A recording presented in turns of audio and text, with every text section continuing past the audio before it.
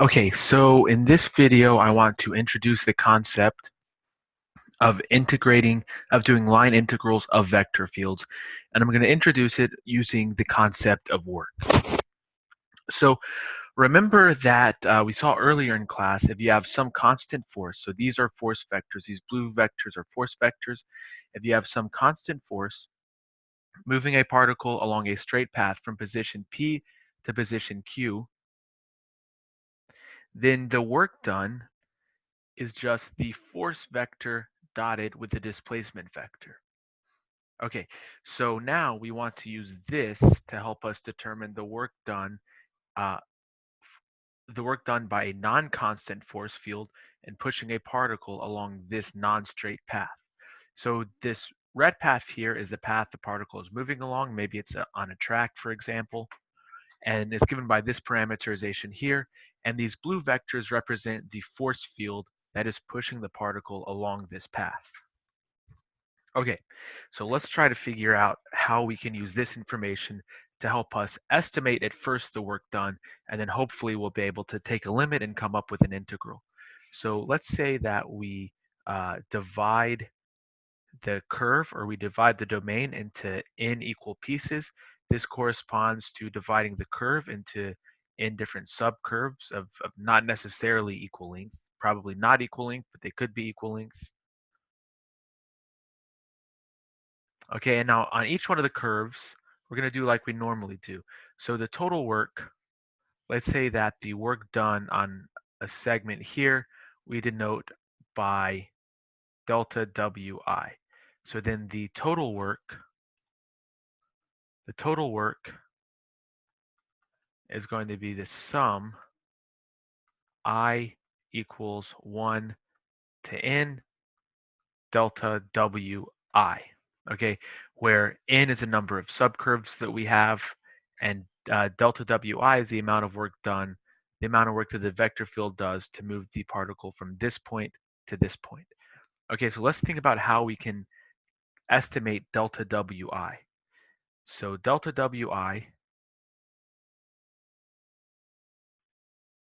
what is this approximately equal to? Well, remember, we're going to use this fact up here, but for this fact, the force is constant, and the track that you're moving it along is a straight line. So how can we use that fact over here? Well, we're going to say that this point right here, this is r of a plus I delta t. Okay, so we're going to treat the force as being constant from this point to this point. So the force is constant along this. Not only that, we're going to treat this line segment as being straight. We're going to imagine that this line segment is straight. Or sorry, not this line segment, this curved segment is straight. So the force then is going to be equal to F evaluated at R of A plus I delta t. And we're going to have to dot this with the displacement vector. Okay, now the displacement vector is just going to be the unit tangent vector dotted with the length of the line segment or the curve segment. Notice that's what we could also write this equation in the following way. F dotted with PQ over the magnitude of PQ times the magnitude of PQ. Now this vector is a unit vector. That's all we've done over here. So this is the force vector dotted with the unit tangent vector times delta SI. Okay, and really there's a typo here. This is the tangent vector evaluated at A plus I delta t times delta SI, like this. Okay, so delta Wi is equal approximately to the force evaluated at this point times the unit tangent vector evaluated at this point times the length of this curve. Okay, and again, we're just acting as though the force vector, the force field is constant along this curve. That's why we just have one of those, and that this is a line segment. And so the line segment from this point to this point is approximately the tangent vector times delta SI, which is formally equivalent to what we have here. Okay, so then this means that the total work, is approximately equal to the sum I equals 1 to n. So we're just going to add up all of our estimates for delta Wi. So this is going to be f of r, f evaluated at r of a plus I delta t dotted with t a plus I delta t times delta SI. Okay, but notice that we know how to estimate delta SI as well. So this is just the sum I equals 1 to n of f evaluated at r of a plus I delta t dotted with the unit tangent vector at a plus I delta t times r prime evaluated at a plus I delta t, or the magnitude of that, times delta t.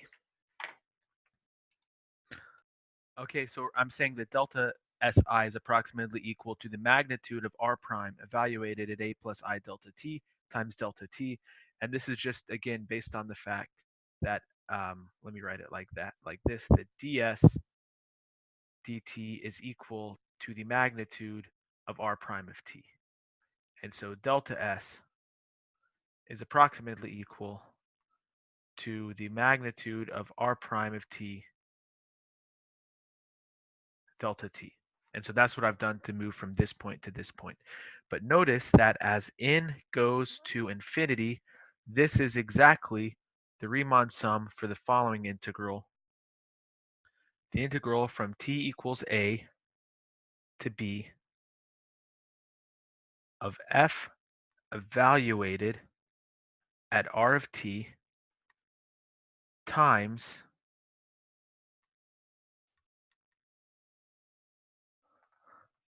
or dotted with t evaluated at t times the magnitude of r prime of t dt. And furthermore, notice that t, well, what is t? T is just r prime of t divided by its magnitude. So this then is the integral t equals a to b, actually, t equals a to b, f of t dotted with r prime of t dt. And again, this is just using the fact that t is equal to r prime over the magnitude of r prime.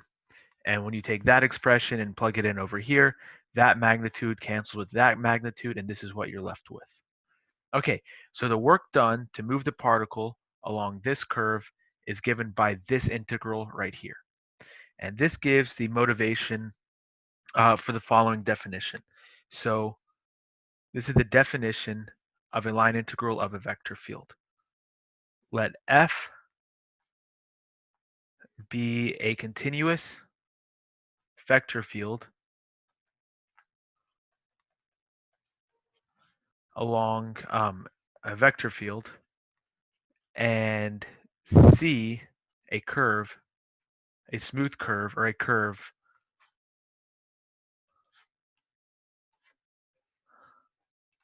C a curve with smooth parameterization r of t. Then the line integral